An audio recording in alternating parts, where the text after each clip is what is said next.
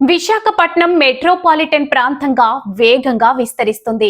భోగాపురం అంతర్జాతీయ విమానాశ్రయం ఆగస్టు 1వ తేదీ నుండి అందుబాటులోకి వస్తుండటంతో విశాఖ నగరం నుంచి ప్రయాణికుల రాకపోకలు భారీగా పెరుగుతాయి. ప్రస్తుతం ఉన్న రోడ్డు మార్గాలపై ఒత్తిడి తగ్గించడానికి, ప్రయాణ సమయాన్ని ఆదా చేయడానికి సముద్ర మార్గంలో స్పీడ్ ఫెర్రీ లేదా క్రూజ్ సేవలు అత్యంత వ్యూహాత్మకమైన మరియు లాభదాయకమైన ప్రత్యామ్నాయంగా నిపుణులు భావిస్తున్నారు. వైజాగ్ నగరం నుండి భోగాపురానికి సుమారు 45 నుండి 50 కిలోమీటర్ల దూరం ఉంది. జాతీయ రహదారి NH-16 పై పెరుగుతున్న వాహనాల రద్దీ వల్ల కార్లు లేదా బస్సులో వెళ్లడానికి సుమారు 2 గంటల సమయం పడుతుంది. పీక్ అవర్స్ లో ఇది మరింత పెరగవచ్చు. అందుకని సముద్ర మార్గం ప్రయోజనకరంగా ఉండవచ్చు అన్నది ఒక ఆలోచన. స్పీడ్ ఫెర్రీలు లేదా కాటామారన్ బోట్ల ద్వారా కేవలం 30 నుండి 40 నిమిషాల్లో 46 కిలోమీటర్ల దూరాన్ని అధిగమించవచ్చు.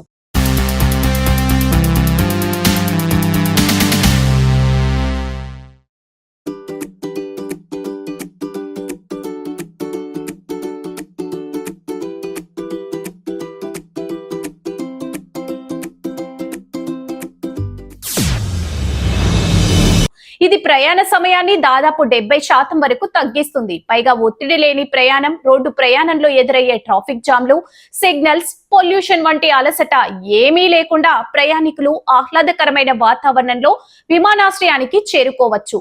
విశాఖ నగరంలోని వేరువేరు ప్రాంతాల ప్రజలకు అందుబాటులో ఉండేలా 3 కీలక పాయింట్లు నుండి ఈ ఫెర్రీ సేవలను ప్రారంభించవచ్చు. అందులో మొదటిది విశాఖ ఫిషింగ్ హార్బర్ లేదా పోర్ట్ ఏరియా. దక్షిణ వైజాగ్, గాజువాక పారిశ్రామిక ప్రాంతాల ప్రయాణికులకు ఇది best option.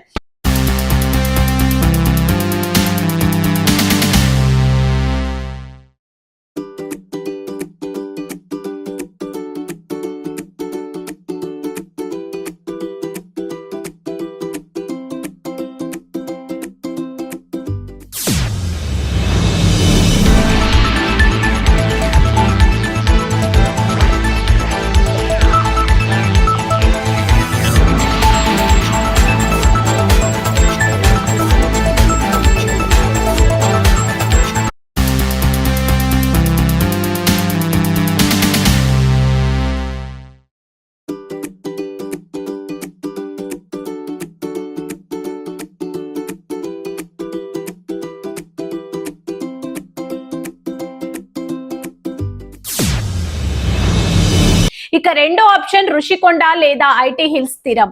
IT corridor, MVP ప్రాంతాలు, వైజాగ్ సిటీలోని ఉత్తర భాగ ప్రజలకు ఈ పాయింట్ ఎంతో అనుకూలం. ఈ విధంగా ప్రయాణించే వారికి ల్యాండింగ్ పాయింట్ భోగాపురం సమీప తీరం. భోగాపురం తీరంలో ఒక ఆధునిక జెట్టీని నిర్మించి అక్కడి నుండి కేవలం 5 నిమిషాల్లో విమానాశ్రయం టెర్మినల్ కు చేరుకునేలా లగ్జరీ షటిల్ బస్సులు లేదా ఎలక్ట్రిక్ వాహనాల సదుపాయం కల్పించవచ్చు. ఈ విధంగా విమానాశ్రయానికి సముద్ర ప్రయాణం వలన కేవలం రవాణా వ్యవస్థ మాత్రమే కాదు, ఏసీ పర్యాటక రంగానికి ఒక బ్రాండ్ ఇమేజ్ గా మారుతుంది. అది ఎలా అంటే, ఫెర్రీ ప్రయాణంలోనే ప్రయాణికులకు లైఫ్ కిచెన్ ద్వారా తాజా సీ ఫుడ్, వైజాగ్ స్థానిక వంటకాలు, అంతర్జాతీయ పానీయాలను అందించవచ్చు. మరొకటి సముద్ర వీక్షణం, సీనిక్ క్రూజ్. విదేశీ, దేశీయ పర్యాటకులు బంగాళాఖాతం అందాలను ఆస్వాదిస్తూ వ్యాపార ప్రయాణికులు తమ అలసటను మర్చిపోయేలా లగ్జరీ సిట్టింగ్, వైఫై సౌకర్యం కల్పించవచ్చు. ఆ విధంగా ఫ్రీ చికెన్ సదుపాయం కల్పిస్తే ఇంకా బాగుంటుంది. బోర్డింగ్ పాయింట్ ఫిషింగ్ హార్బర్ లేదా రుషికొండ. అక్కడే ఎయిర్పోర్ట్ తరహా లాంజ్ చూలు ఏర్పాటు చేసి లగేజ్ చెక్ చేసి టెక్నాలజీని వాడితే ప్రయాణికులు నేరుగా ఫెర్రీ ఎక్కి ప్రశాంతంగా వెళ్ళొచ్చు. ఈ విధంగా చేయడం వల్ల ఆర్థిక, పర్యావరణ ప్రయోజనాలు, కార్బన్ ఉద్గారాల తగ్గింపు చేసినట్లు అవుతుంది. వందలాది కార్లు రోడ్లపైకి రావడం తగ్గి సముద్ర మార్గాన్ని ఎంచుకోవడం వల్ల నగరంలో కాలుష్యం గణనీయంగా తగ్గుతుంది. అంతేకాకుండా ఉపాధి అవకాశాలు లభిస్తాయి. ఈ ప్రాజెక్టు ద్వారా జెట్టీల నిర్వహణ, బోట్ క్రూ, క్యాటరింగ్ ఫెసిలిటీస్, వందలాది మంది స్థానిక యువతకు ఉపాధి లభిస్తుంది.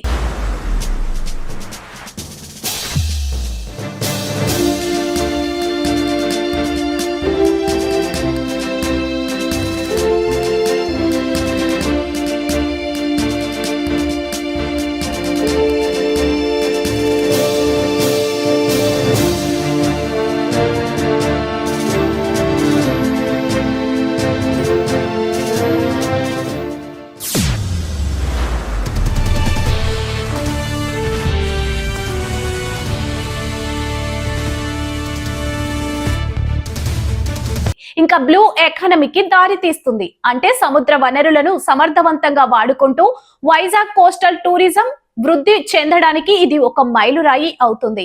భోగాపురం ఎయిర్పోర్ట్ కనెక్టివిటీపై అధ్యయనం చేసిన seeder society for integrated development and research సంస్థ తరపున అధ్యక్షుడు ప్రొఫెసర్ కేసీ రెడ్డి ఇటీవల విశాఖలో నివేదికను విడుదల చేశారు. నగరం నుంచి విమానాశ్రయానికి, అక్కడి నుంచి నగరానికి రావాలి అంటే రద్దీ ఎక్కువగా ఉంటుందన్నారు.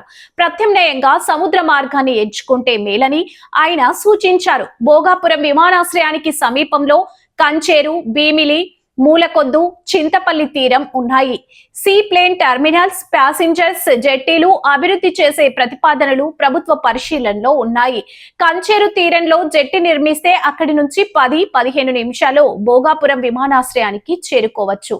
విశాఖ పోర్ట్ కంటైనర్ టెర్మినల్ నుంచి భోగాపురం వరకు విస్తరించనున్న తీర రహదారికి సమాంతరంగా సముద్ర మార్గంలో రవాణాను అనుసంధానిస్తే మేలని నిపుణులు సూచిస్తున్నారు. భోగాపురం ఎయిర్పోర్టుకు సముద్ర రవాణా అనేది ఒక అద్భుతమైన మరియు ఆచరణాత్మకమైన ఆలోచన. ప్రభుత్వం పబ్లిక్ ప్రైవేట్ పార్ట్నర్షిప్ అంటే పీపీపీ మోడల్లో గ్లోబల్ ఆపరేటర్లు ఆహ్వానించి రుషికొండ, భోగాపురం వద్ద ఆధునిక ఫ్లోటింగ్ జెట్టీలు నిర్మిస్తే ఈ ప్రాజెక్టు త్వరలోనే సాకారమవుతుంది.